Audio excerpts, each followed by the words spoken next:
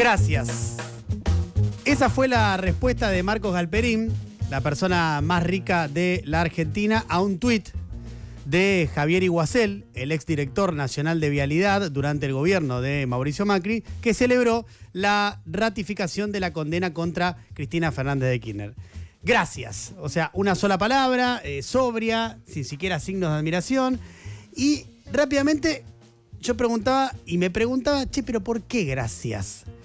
¿Qué es lo que está agradeciendo Galperín? Bueno, una respuesta ingenua, medio de sobrevuelo, sería que es un agradecimiento por el fortalecimiento de la República, de las instituciones, de la independencia de poderes, pero conociendo al personaje en cuestión, que se llenó de plata haciendo negocios bancarios sin tener las regulaciones que tienen los bancos, que utiliza sofisticados mecanismos de elusión fiscal para pagar la menor cantidad de impuestos, que es fanático de las exenciones impositivas para sus empresas a partir de su fenomenal poder de lobby, que usa al Estado en beneficio propio, pero que después brega por la desregulación total para todo el resto, y que violenta con ataques en redes a todo aquel que no piensa como él. La respuesta claramente no puede ser que se trata de un paladín de la defensa institucional. Así que ese gracias no debe ir por ahí, no tiene que ser eso. Tiene que haber otra respuesta, tiene que ser otra cosa ese gracias de Marco Galperín. Y entonces me parece que estamos obligados a mirar para otro lado. Y ahí vemos la foto de la semana, un poco lo que hablábamos recién con el jefe de gabinete. La foto de la semana es 1,5% de inflación, logro indiscutible del gobierno. Es bueno, es buenísimo tener estabilidad, es deseable, es un desquicio de hecho para la vida cotidiana, por más que tengamos ya nosotros los argentinos múltiples mecanismos paliativos por décadas de experiencia, afrontar la inflación, pero la inflación sideral que dejó el gobierno fallido del Frente de Todos era realmente una inflación invivible.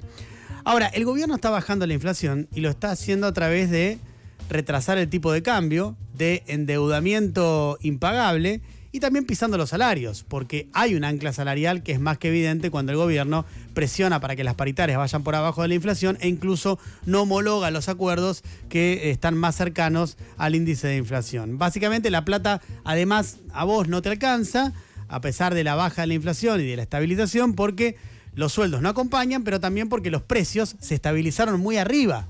Los precios fueron creciendo muchísimo y ahora están estabilizados, pero muy arriba y lejos de lo que vos podés pagar. Y entonces ahí aparece la otra pregunta, la de lo que charlábamos recién con Franco, que él nos daba su mirada, nosotros teníamos una distinta, de cuán sostenible es esto, ¿no? Y ahí hay vientos que pueden sembrar tempestades, porque claramente no marcha todo acorde al plan, más allá de la narrativa del gobierno. El gobierno empezó de entrada, apenas empezó el acuerdo con el fondo, a incumplirlo. Y no compró reservas, algo que estaba establecido en el acuerdo con el fondo.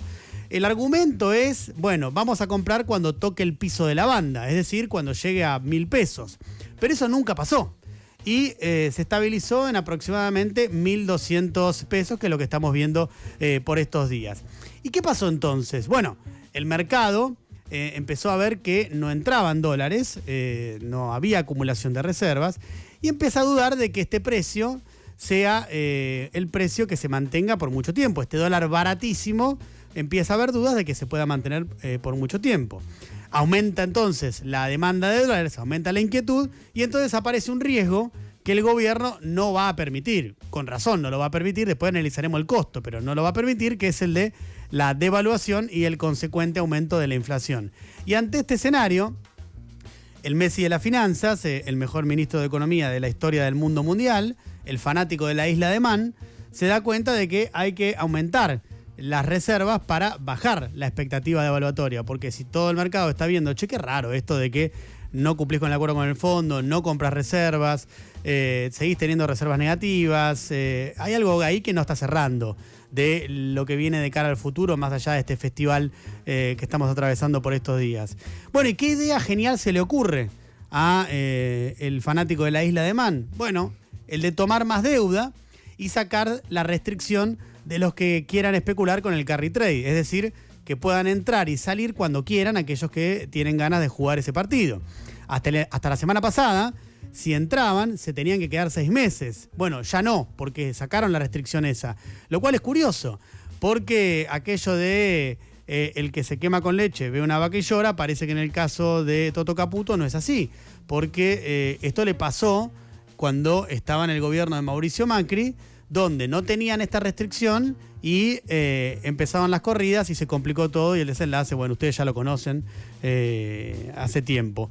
Ahora, es curioso, ¿no? Porque hay una cuestión ahí que podría simplificarse en que el kirchnerismo regalaba tarifas y este gobierno regala dólares. Y esto, y ahí se empieza a conectar porque todo tiene que ver con todo, esto claramente lo ve Cristina Fernández de Kirchner, que podrá hacer muchas cosas, pero tonta no es. Y esto también lo ve el poder económico, que podrá hacer muchas cosas, pero tonto no es. Y ahí, en el medio de todo esto, aparece la candidatura de la expresidenta. ¿Alertada por la condena que se venía? Sí, por supuesto, es indudable eso.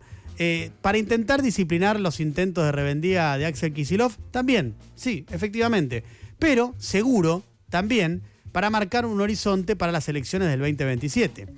Y en ese 2027 hipotético, Cristina, en la idea, creo yo, de la propia Cristina, del entorno de Cristina y de quienes miran atentamente a Cristina desde el poder económico, no volvería una Cristina moderada tipo con un Alberto, sino una Cristina mucho más acorde a lo que realmente piensa ella, más radicalizada, podríamos decir, o no en ese centro light con el que volvieron con Alberto Fernández. Y ahí apareció un fantasma en el poder económico, claramente, que es, va a pasar lo mismo que pasó con Macri. Milei en algún momento se va a quedar sin dólares, la cosa se va a complicar y en el abanico de opciones opositoras primero va a estar Cristina Fernández de Kirchner. Y la pregunta entonces ahí es, che, ¿y el poder económico, el poder de verdad, podía permitir eso?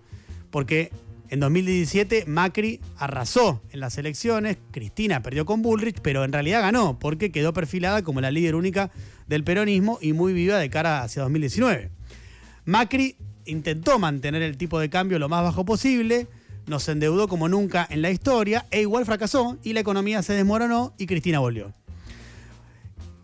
Y es cierto, ¿no? O sea, es cierto que Cristina hay cosas que no puede explicar y que la corrupción abundó durante los gobiernos kirchneristas, particularmente e indudablemente a través de la obra pública, pero lo que también es cierto es que Cristina no tuvo un proceso judicial justo, no se pudo probar su responsabilidad en la administración fraudulenta de manera directa, se utilizaron pruebas indiciarias, dicho por el propio TOF 2, que es el tribunal oral que la condenó en primera instancia, y además se violaron un sinfín de sus derechos y garantías.